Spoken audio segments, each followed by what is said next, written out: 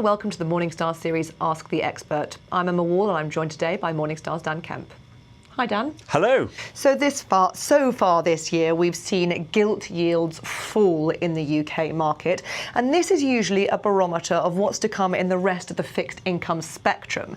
So I suppose this leads us to the question in our income special week: do bonds still have a place in an income strategy? Well, Emma, you're absolutely right. Gilt yields have fallen, and that is very bad news if you're an income investor and you're buying gilts because you're getting less income than you were before. Now, that's potentially not too bad if we don't have any inflation for the next 10 years, but if we get a return of inflation, then that can really hurt someone's real income. And of course, that's what we all care about in the end. So it's bad news for income investors. But something odd has happened this year in that although gilt yields have fallen, other type of bond yields, particularly junk bond yields, have risen quite a lot. So we're not seeing a one-way market anymore. We're seeing quite a bifurcation in the market.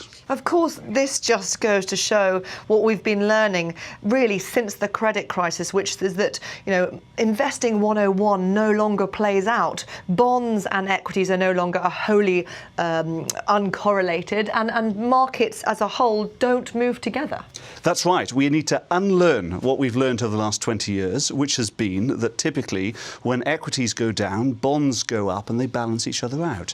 But that only really works in an environment where real yields, so the difference between interest rates and inflation, is falling. And that's happened for a long time now. Well, real yields have got very low. And it looks like with this next set of interest rate tightening, higher interest rates that we're seeing, that real yields may start rising again. And in that environment, then, as you say, this correlation is no longer predictable. You could have falling gilt prices and also falling equity price, which is very bad for the balanced investor.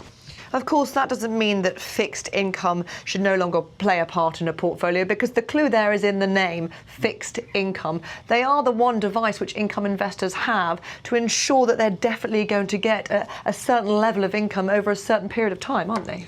Absolutely, and they will always be the mainstay of people's income portfolios. But equally, when people are investing, they should be thinking from a valuation perspective. And the values in the safer bonds these days look pretty poor. And so we'd encourage people to look further afield at some of the higher yielding, unloved areas. I've mentioned high yield bonds, but also emerging market bonds. But remember that these are risky investments. We can have defaults where you don't get your money back at all, and that's worse than a low interest rate. So investors should be casting their net further afield, but remembering to get that level of risk right. Don't take more risk than you can afford. I suppose it's just quickly worth mentioning before we go about inflation. You mentioned it there at the beginning. Of course, we have had super low inflation over the last year, thanks very much to oil prices falling. But that soon should tick out of the inflation measure, shouldn't it? And inflation will indeed rise.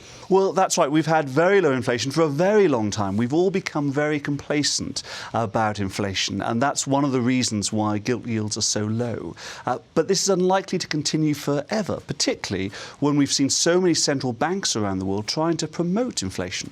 It's just possible they'll make it happen, and they'll get the inflation that they've been longing for years. And in that environment, holding fixed income can be a real problem. And so one of the areas to look at is index-linked stock, where your income will rise in line with inflation. Again, not for the whole portfolio, but for a part of it. So as you say, cast your net rider, but make sure you really understand what you're investing in. Absolutely. Fixed income is a very diverse market. It comes with lots of different types of risk.